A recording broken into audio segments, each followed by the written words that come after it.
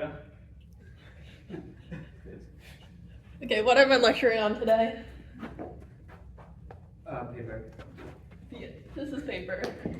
Lecture done. Why did we beat wrong? Alright, so today's going to be the second part of our generating functions lecture. Last week we focused on a law of the math.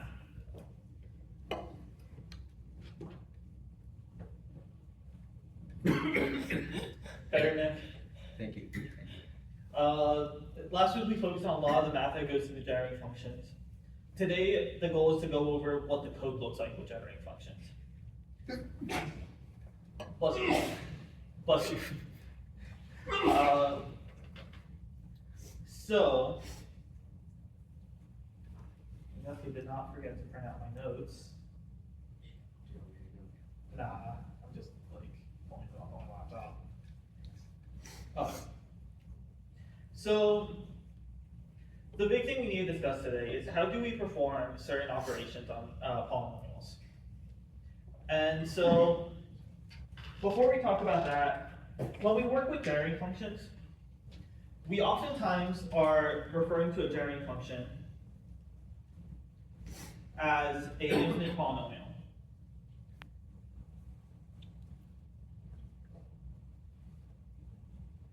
But like, in code, we only have so much memory. We can't store an infinite polynomial. So, what we often do to denote our generating functions is that we'll denote our generating function under mod x to the n.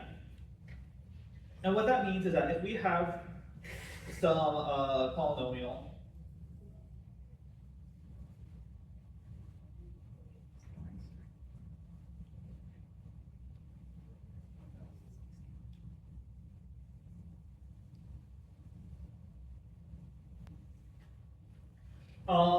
anything that has any term that is divisible by x to the n will become 0. So this is really 0 plus 0 plus 0, so on.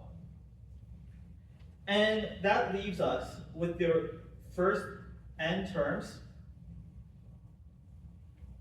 of our polynomial. So really, what p of x mod x to the n is equivalent to is a polynomial of size n.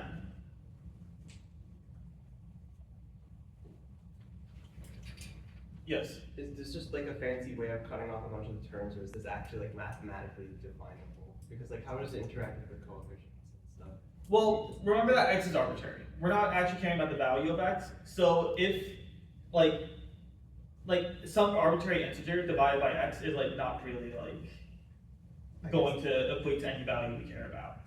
So yeah, okay. we consider all of like the first n terms to be like the remainders divided by x to the n. Okay.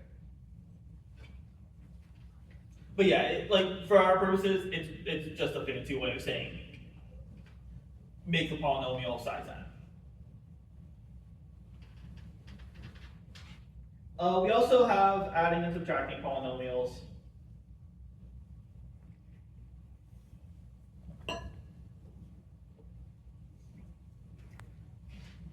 And when we do this, it's pretty much exactly what you're probably thinking of. I'll go through every term, add the coefficients together.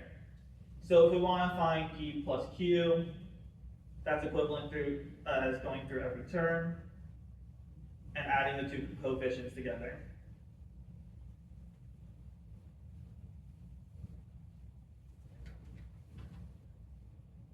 And then same idea with subtraction.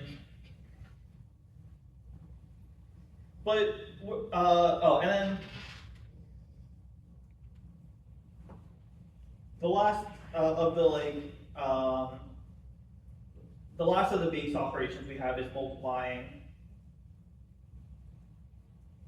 which if we want to multiply p and q, and we say p is going to be under mod n x to the n, and q is under mod x to the m, we can find this using FFT. Or more commonly, you'll see this being used with NTT.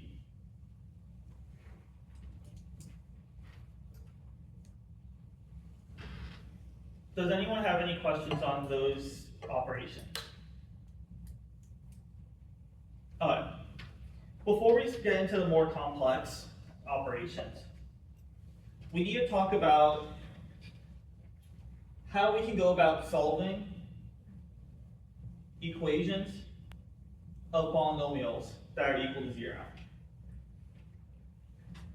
One example is that, like, when we want to find the multiplicative inverse of a polynomial, like if we have polynomial x and we want to find polynomial y such that their product is equal to 1, we can say that f of y is equal to x of y minus 1, which is equal to 0, and we want to find what y is from this information.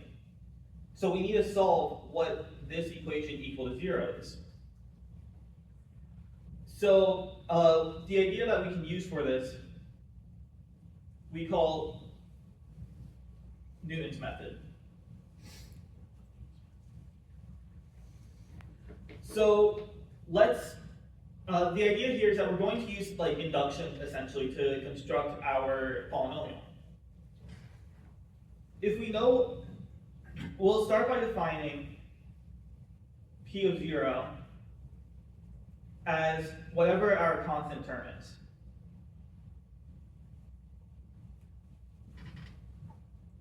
Now, this is our base case.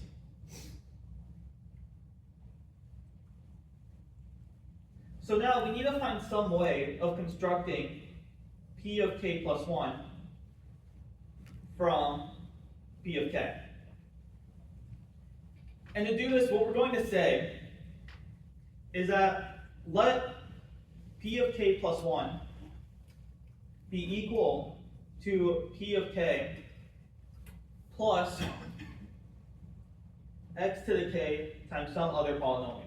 Essentially, we find whatever this polynomial q is, shift it over by k, and then add in what p of k was. And we're doing this all under, if p of k is under mod x to the a, we want to do this under mod x to the 2a. P is the inverse for something? Just the general Whatever. polynomial. Like, the inverse was an example. Yeah. We're just finding for some function of p that's equal to 0. Where Q is like the original polynomial we had? No, q is an arbitrary polynomial. Q is what we're saying is that if we know p of q, we need to find p of k, we need to find what q is in order to build p of k plus 1. Okay.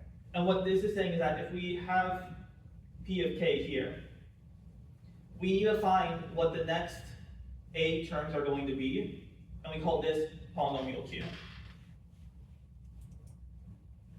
Any other questions? Alright. So what we're going to do is we're going to consider f of p of k plus 1. And we're going to look at the Taylor expansion of f of pk plus 1 centered around pk. This is going to be equal to f of pk plus pk plus 1 minus pk f prime pk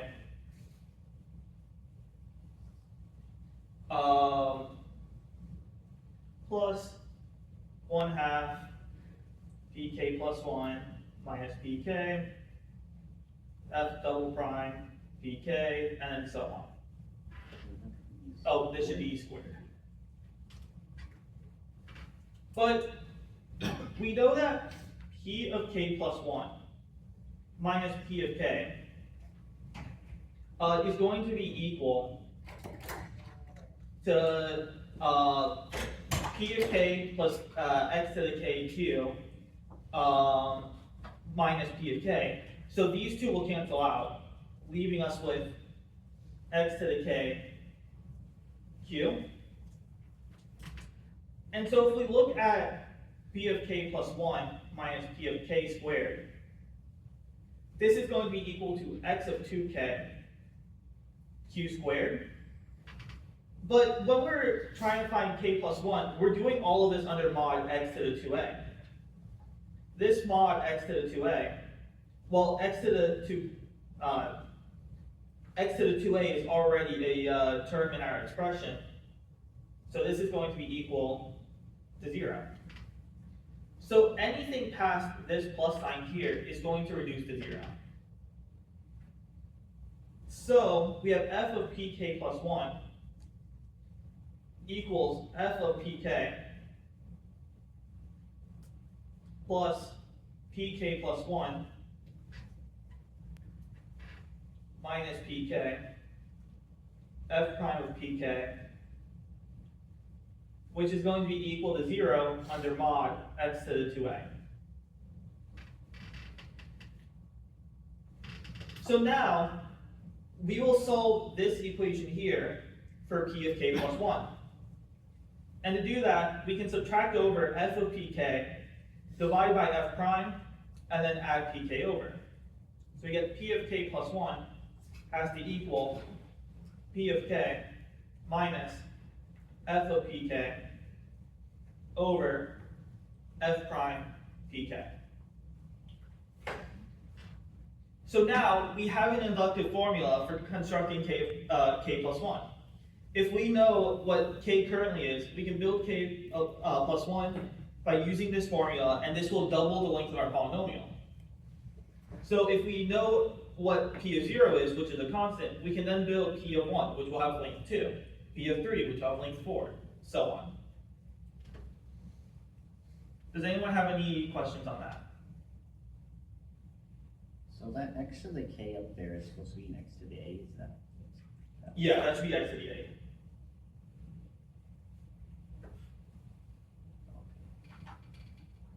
Alright, so now let's take a look at how we can use this by finding the multiplicative inverse. Specifically, one common thing we'll have to do with generating functions is find p divided by q. We can define division by multiplying by the multiplicative inverse. So we need to figure out how we can find the multiplicative inverse of q. So if we have some function of the polynomial x, I'll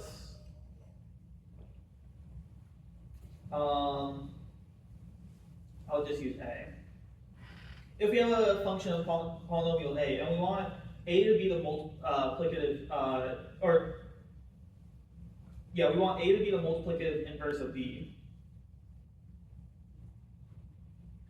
then we know that a times b must be equal to 1. So if we subtract 1, this whole expression must be equal to 0. Well, if we take the derivative of f of a, the only term we have here that is in terms of a is a times b. So this derivative will be equal to b. So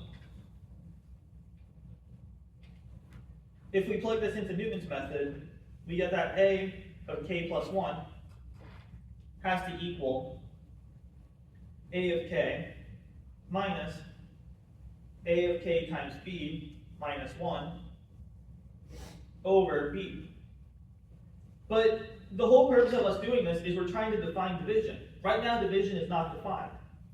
But because we know that b is the multiplicative inverse, a and b are multiplicative inverses of each other, we know that b is equal to 1 over a. So this is equivalent to saying a of k minus a of k times b minus 1. Or, equivalently, 2 times a of k minus b times a of k squared.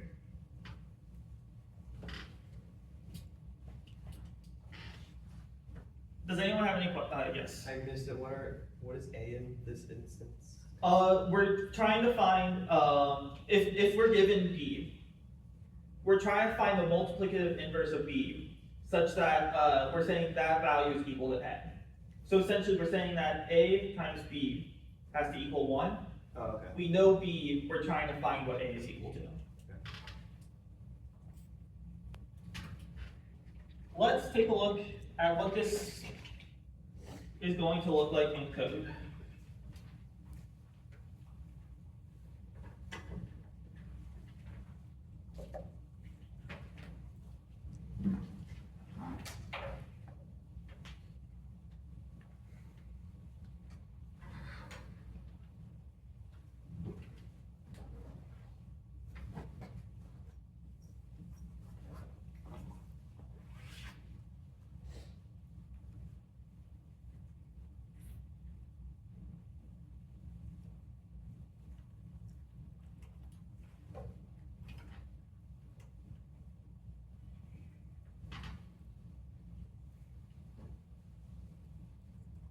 Can you guys see this okay? Should I switch to high contrast mode, or is this readable enough? That's readable. Alright. Yeah. Alright, so, so far I just have a template which has ModPow and NTT in it right now. We're gonna take a look at the SAPO judge problem inverse of formal power series. And this is the exact problem we're talking about. This problem is given a polynomial, find its multiplicative inverse. So I'm gonna create a polynomial struct. The first thing I'm going to define is the mod operator we talked about earlier. I'm going to take in n, and like I mentioned earlier, this is essentially equivalent to resizing our polynomial. So I'm going to copy over p, resize it to n, and return it. That's allowed because of the constructor, right? The implicit. What's that? The vector, because res is a VL and not a poly.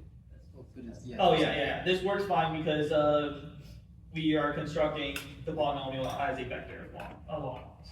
Can you do resize of min of its code length in n to like save a lot of runtime to stop you from like making it big when you don't need to? We want, when we work with generating functions, we want to be very particular about the size of our vector.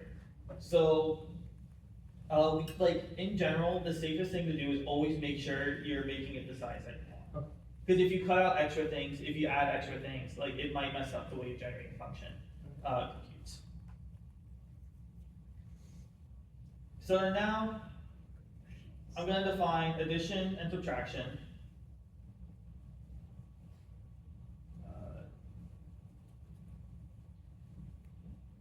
I'm going to initialize the result as all zeros, and it's going to be the max size between the current vector and our current polynomial and the other polynomial. And then I'm going to go through. It's supposed to be the size. That's definitely. Yeah.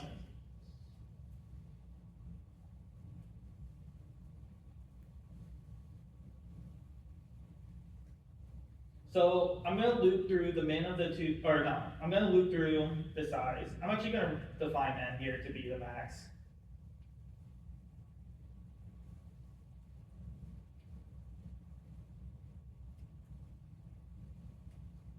And then now I'm going to say, if I is less than the size of p, add this term in.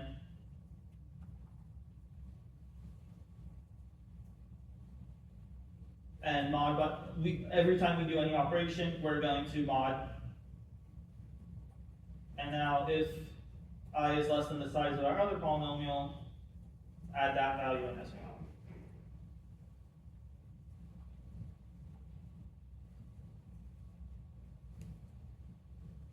And then return the result. Subtraction is going to look very similar, so I'm going to copy and paste this over. But now we're subtracting O dot P. So I'm going to subtract and add mod. We need to be very careful with modulo in generating functions because if NTT receives a negative value, it crashes. So we need to make sure that the values are always positive. Like I know Andy's a huge advocate of basically just let it go negative, it'll work out at the end. But with NTT, it crashes. You missed it. Yeah, you didn't do steps. the, We also missed the, you didn't make it negative for for P. 89. We want this to be positive. Because we're saying Oh, true. the result is gonna be P of I minus, O. Yeah,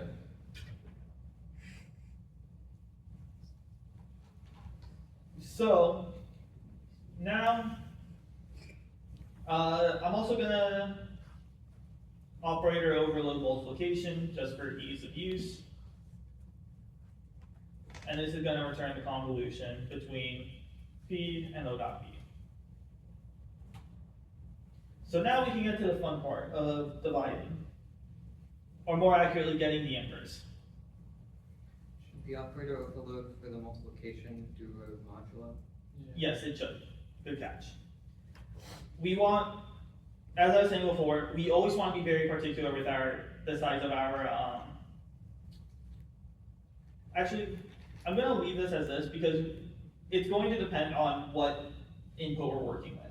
We might want to be mod size n or mod size O, it depends on what we're using elsewhere. But in general, we want to make sure, we always want to make sure to mod after multiplying, so that we control the size of the polynomial.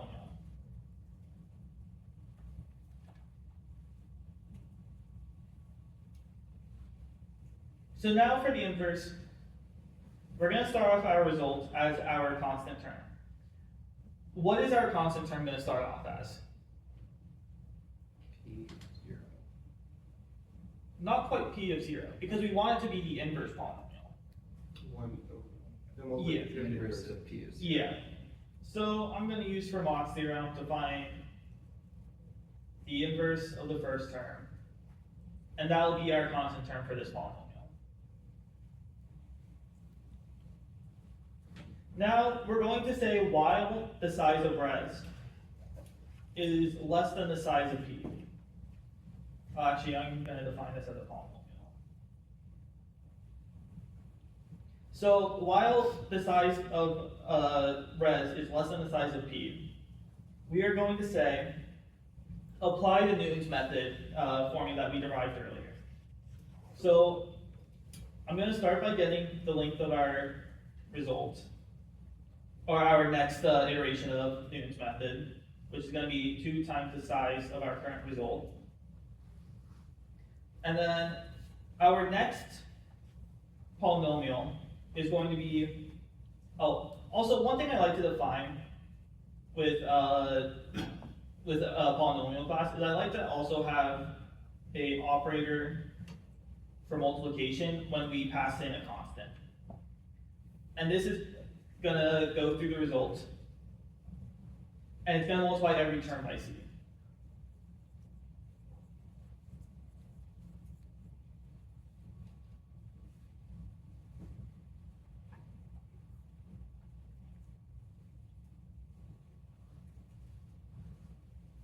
So our next iteration is going to equal the current result times 2 minus our current P times result times result. But as mentioned earlier,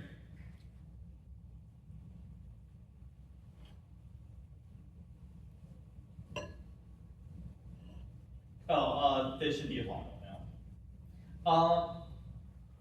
But as mentioned earlier, we're doing multiplication here. We want to control the size. We never want our size to be more than n, so I'm going to mod by n here. And this is going to say, take the multiplication, mod by n, multiply by res, mod by n again. So this is going to resize the vector to make sure it's always equal to size n. And then, result is going to become next. Now, this is going to make our polynomial a power of 2, because we're always doubling the size. So I'm going to, whenever we're working with the inverse, we always want it to be equal to the size of the polynomial we input, or the polynomial that we're trying to invert. So I'm going to mod it by the size of p. And then return the result. So this is what the Newton's method looks like to get the multiplicative inverse of our polynomial. And now to test it, I'm gonna take in our polynomial.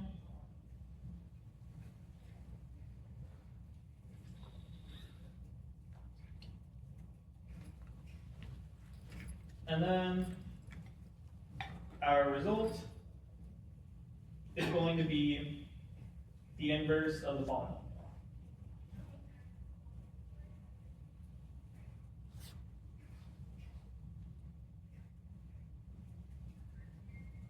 And then I'm going to print it out.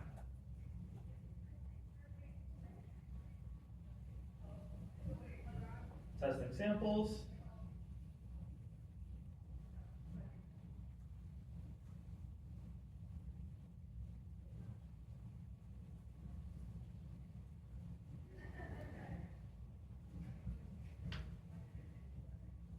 Hey, that looks correct. Let's submit.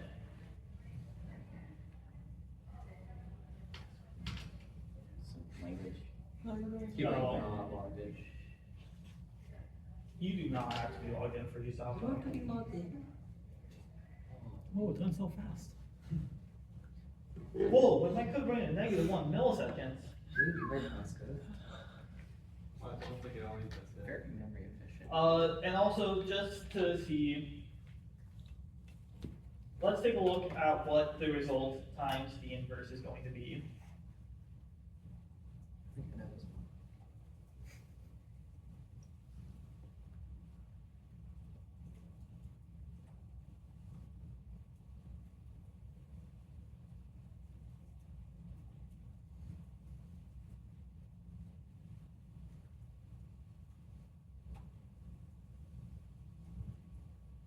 Oh, that's Oh, no. pleased.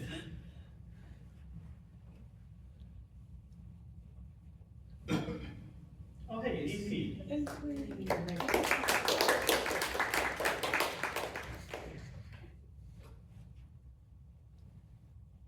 Well, look, that's a lot of ones and zeros.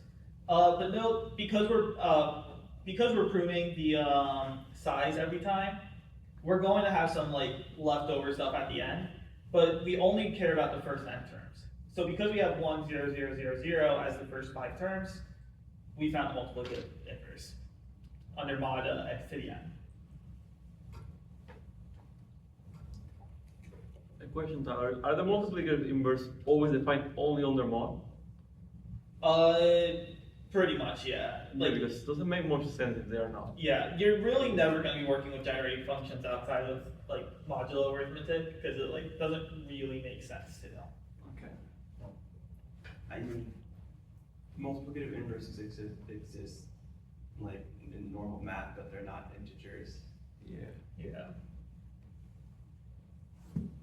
Alright, does anyone have any questions on the inverse? I have a question. Yes. But it would require you to go back to your paper. Yeah, I mean, I'm switching back anyway, so that works out. Alright, what's up? So you end up with b times ak squared. Yeah, Why doesn't one of the b's and ak's like cancel out and just become one? are you saying at this step here? I mean, you could say that that's step two. Like, why doesn't the b just divide out and it becomes like ak minus ak plus 1 over b? Well, if you do that, then you get AK plus 1 equals A of K. So that wouldn't be a very useful result. And then, And, cause we're working under different modula, like, right now we're saying that b times Oh. ak mod x to the a is equal to 1. But all of this is being computed under mod x to the 2a. Okay, okay.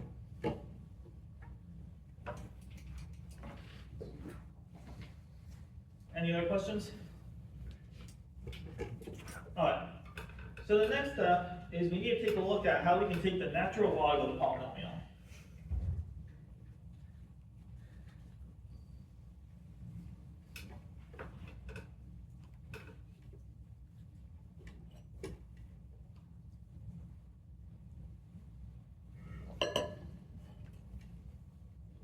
So our goal is to compute ln of p. For this, we actually don't need Newton's method. Does anyone have any ideas how we might go about defining the natural log here?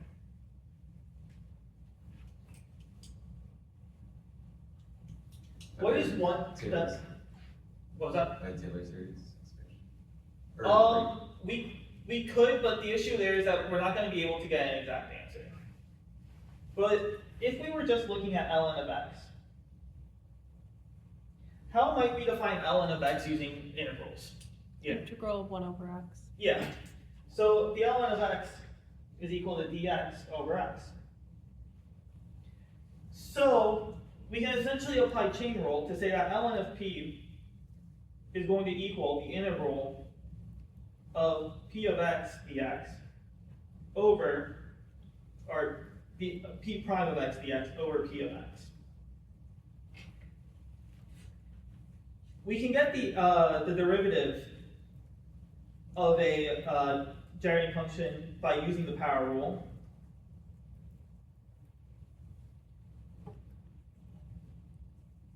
So we can say that if we move from 1 to infinity, our ith coefficient will be multiplied by I, and then multiplied by x to the I minus 1 power. And then we can take the integral of our polynomial, again using the power rule, and we get the sum from I equals 0 to infinity of p of I over I plus 1 raised to the I plus 1, or x to the I plus 1 power. So we can use this formula here to compute the natural log of a polynomial.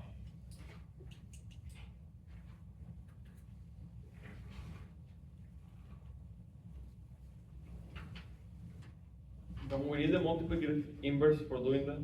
Yeah. So because we're dividing p prime of x by p of x, we're going to have to use a multiplicative inverse because we have a division.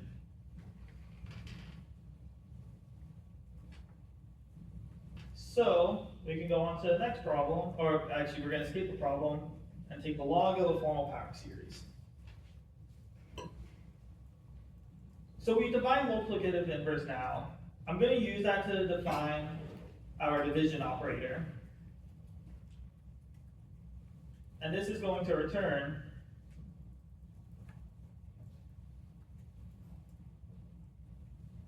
our current polynomial times the inverse of O. Could you do me a huge favor and hide the terminal or make it Yeah. smaller? So then now,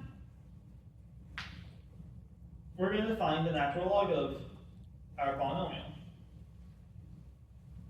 Before we define the natural log, we actually need to do write out two more functions, and that's for the derivative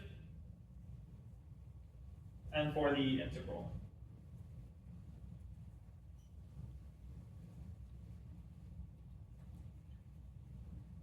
We start off our result as an empty vector. We then loop through each of the values through in P. And we are going to push back, or we actually want to start looping at 1, because the derivative of the constant term is going to be 0. And then now we can push back P of I times I. And because we're skipping the first term, this is going to put the ith term in the I minus 1 index.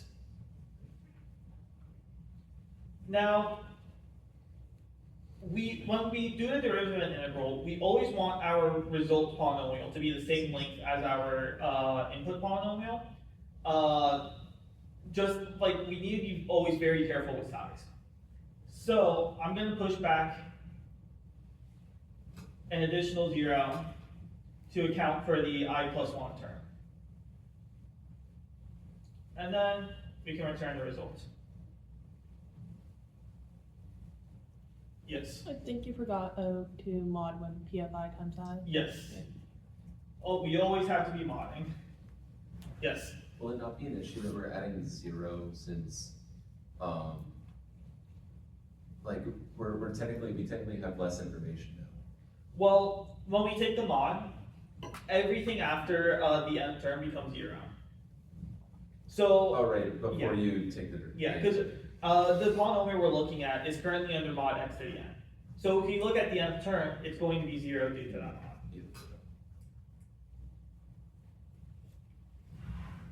Now,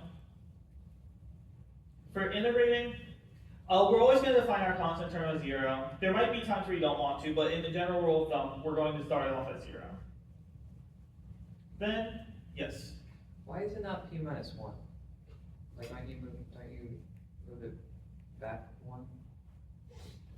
Because we're starting off as the empty vector, and we start at I of 1. Oh, you're pushing back. Okay, Yeah. sure, yeah. So that's going to naturally decrease the power by 1, or the degree by 1. So now I'm going to start result with 0 to account for our constant term. Then I'm going to loop through each term in P. And again, we want this polynomial under mod x to the n. So I'm going to cut off the last term. I'm going to ignore the last term. And I'm going to push back P of I. And then we want to divide by I plus 1. So I'm going to get the mod inverse of I plus 1 using Fermat's theorem. And then mod by mod. And then we can return this result. So now we have our derivative and our integral. So now we can define the natural log by taking the derivative, dividing by the current polynomial. We want to mod by the size of p, because we're doing a multiplication when we do the division. And then return the integral of this. Any questions on that? Alright. So let's test this out now. It's going to pretty much be the same input, or it's going to be the exact same input. I'm scanning in n integers. So now I can just replace this with an ln. Yes. So is the only log in the runtime coming from mod inputs? No. Or no, I'll get to that in a second. That is something I meant to talk about when we talked about inverse. So let's test this code. There's a log from Newton's method too, right? Yeah.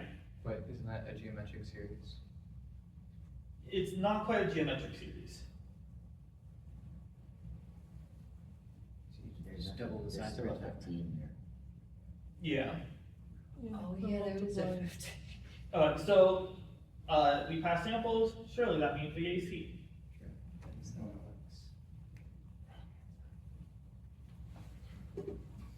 So yeah, to address Thomas's concern, when we are working with Newton's method, specifically looking at the inverse, we are doubling each time. So we're going to have a recurrence relation where we're looking at, to solve for t of n, we have to look at half of our size. So t of n is going to be based off of t n over 2. We're only computing t of n over 2 once. But every time we iterate, we also have an order of n log n additional time complexity because of FFT, because we're doing polynomial multiplication.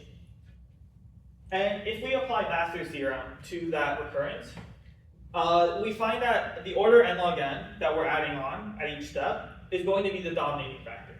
So our overall runtime is going to be order n log n.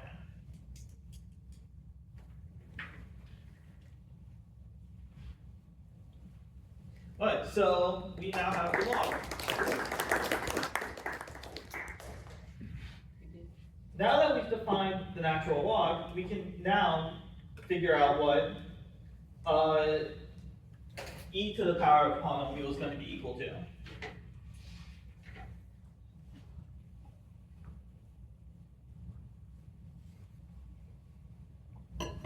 So, if we want to compute e to the p, which we'll say is equal to q, that's equivalent to saying, like if we're given p and we're trying to find q, this is equivalent to saying, take the natural log of q, and this is equal to p. So we can define our function as p minus the ln of q.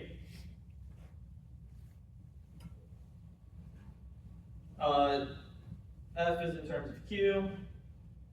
This function is going to equal p minus ln of q, and this is going to be equal to 0. So then, we now need to define what f prime of q is going to be equal to.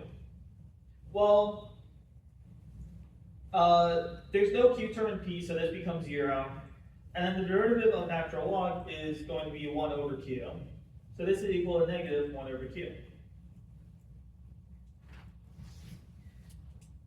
Now, we can plug this into our Newton's method formula to get that q of k plus 1 is going to be equal to q of k minus p minus ln q divided by negative 1 over q. Alright, so these are specifically qk. So then now, we can take the reciprocal of 1 over qk and multiply our numerator by that to get that this is going to be equal to qk plus pqk minus qk ln of qk. So this is our Newton's method formula for finding the exponential.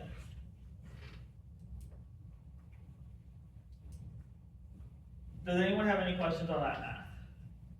Also, just to reiterate, the exponential to a polynomial may seem like a very arbitrary thing.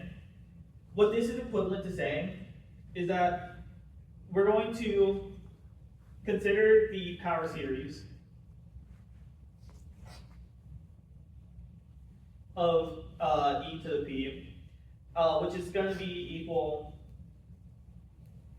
to the infinite polynomial of p to the I over I factorial. So we're using e to the p as a shorthand for this infinite polynomial.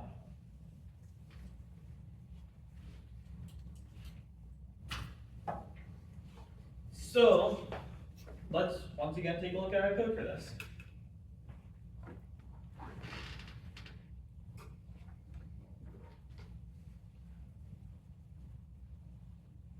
Could you do me a huge favor and hide the terminal or reduce the size of it? Alright. So we've already talked about the inverse, which looks very similar to this. So I want to have someone walk me through how this function is going to look. So what's the first thing we're going to do? Constant term. Yeah, and what's our constant term going to be equal to?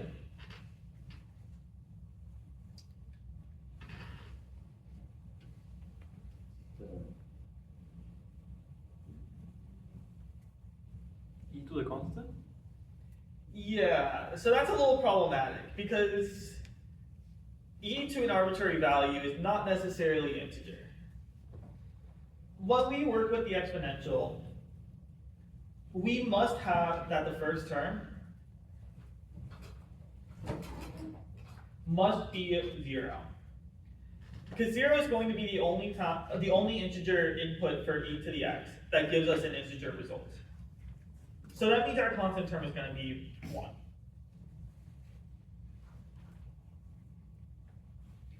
What are we going to do now? For loop. The while loop. Yeah, we're gonna while loop.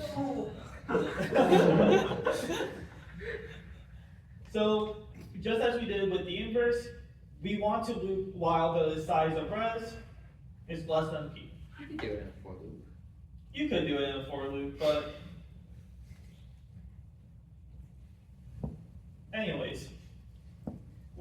what are we gonna do now? n equals 2 times the size of res. Also, that's res and not res, or you can make res a polynomial. Oh, this is supposed to be a polynomial. We always want to make result a polynomial because the whole reason we're making this struct is so that we can conveniently multiply, divide, whatever. So now what? Log the formula. What was that? Do the formula. Yeah. Yeah, so we're gonna apply the formula to get our next result, which is going to be the current res plus the current polynomial, or the polynomial input times res minus res times res dot log. You forgot to mod. Yeah, we need to be modding.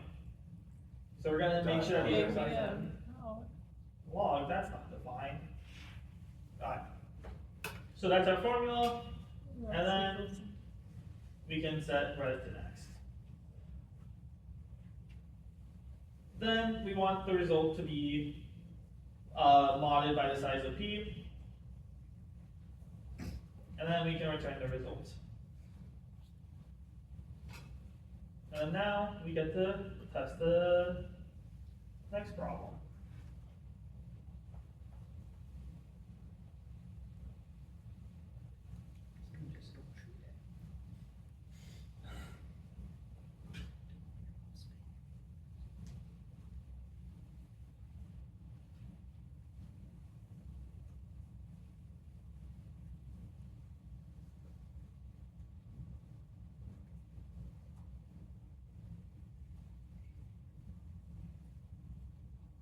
Uh-oh.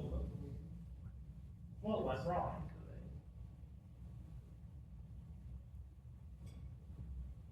What's the first term? Is, zero? yeah, was the first. Oh. Yeah, they guarantee in the input that a of 0 is 0.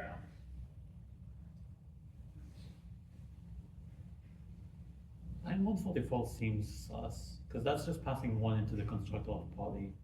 I don't know, like. Oh, yeah, that should be VL.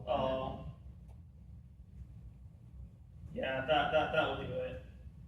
Yeah, we'll only criticize one, I guess. Wait, but you did something like that in one of the. Well, yeah, but previous he used. I used VL to make sure that was a vector. Otherwise, it's using the other constructor. Yeah, and now this gives us the correct result. Wait, how Wait, is no, it- it doesn't. what's the other There's 2 implicit constructors. One of them takes in an integer n and just makes an array of zeros of that size, and the other one takes in a vector. So if you do one with curly braces, it's just like the size. It did the quarter versus thing. Something's not right. Something's not right here. Uh-oh. Did you? I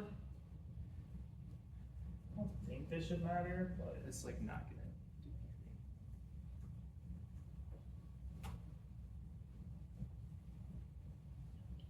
oh hey, that did matter. Yeah, like I said with generating functions, we always want to be very particular about the size of our polynomials. Where's the size getting fucked up? It's because of the res.ln. I think. Oh yeah, that is definitely what it is.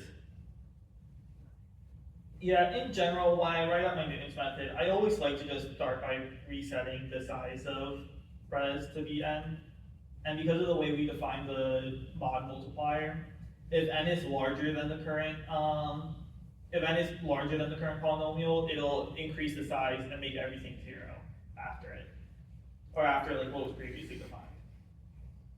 So then now, if I submit this code, I did change the code, I'm not gonna read the samples. Let's see how this goes.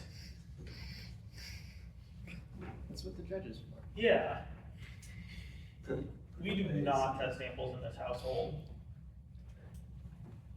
Get out. Isn't being very careful with it and not doing a resize like the way you're doing it like incredibly helpful for runtime? Because like when you make even the small It'll be faster, but it'll be wronger. That 6 seconds? Oh, This guy will. it'll be Yeah. longer. Yeah, like, because the example that was just shown here, because I wasn't resizing the polynomial, when I took the natural log of it, I was losing information. And so when I was multiplying, I didn't have that information to be able to correctly build the next iteration. The information, Like this information here. When I went to go multiply here, I was not resizing. So when I was trying to build my last term, the last term just was never being, like the natural log was never being applied to it.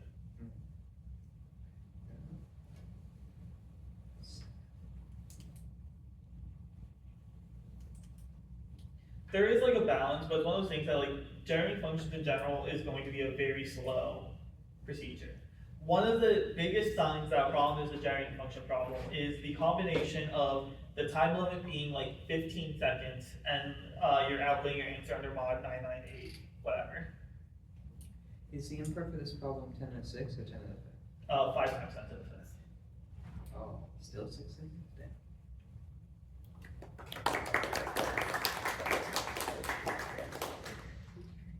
Alright, I did have an example problem, however, I'm not going to be able to get through that in 10 minutes, so I'm going to call lecture early here and I'll give a list of practice problems to look Can at. you like show Yes. the one equation, with the, where you're taking the Taylor extension of the polynomial?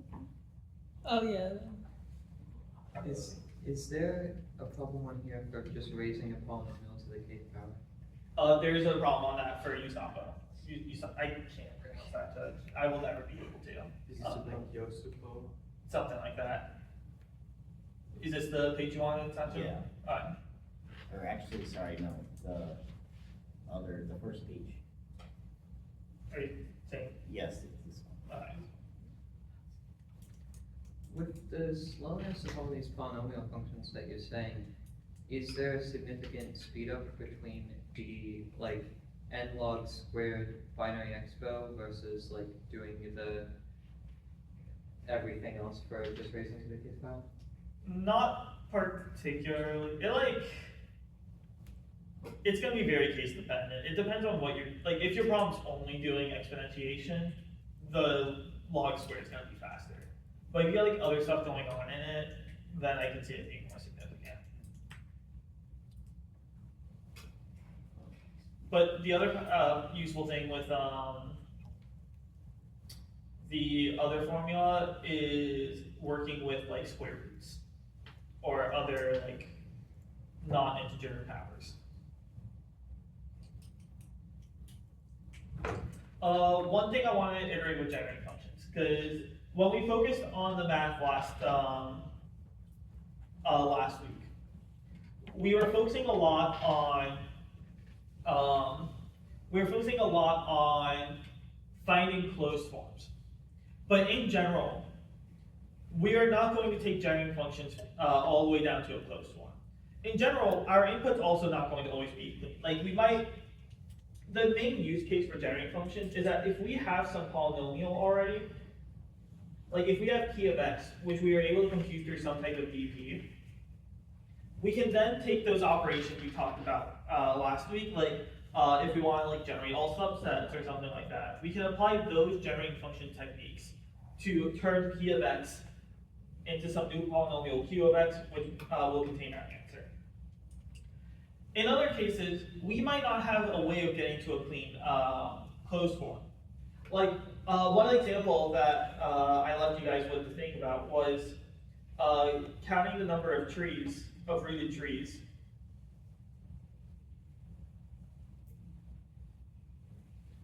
With n nodes. Now there is a nice closed form for this, but if we try approaching it through the generating functions version, we end up with the formula. Labeled nodes, right? Yeah, labeled nodes specifically.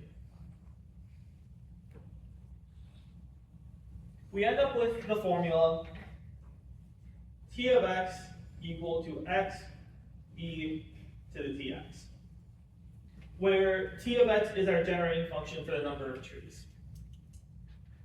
This formula, there are ways of doing a closed form for this, but it is really hard to figure out the closed form.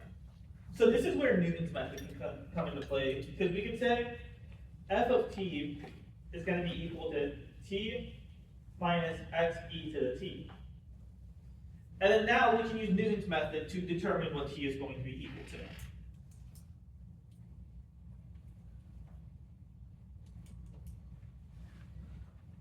Does anyone have any questions? Yes. You can answer like half of my question with this part, but it's like, then what is the purpose of like the closed form? How you go from a closed form to actually solving a problem? The closed form was more of a matter of example. It is sometimes useful. Like, one good example was what we talked about last week with Bell numbers.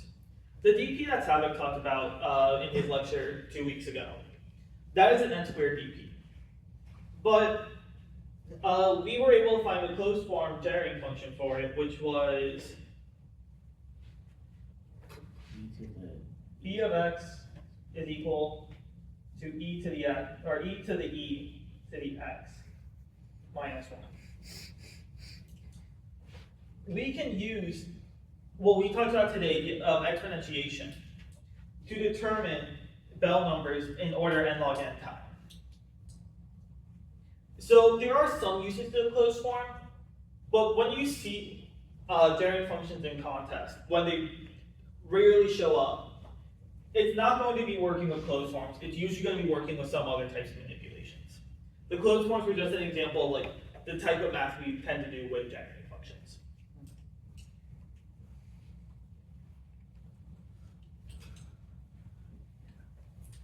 Are there any other questions? All right, so that's all I have for tonight.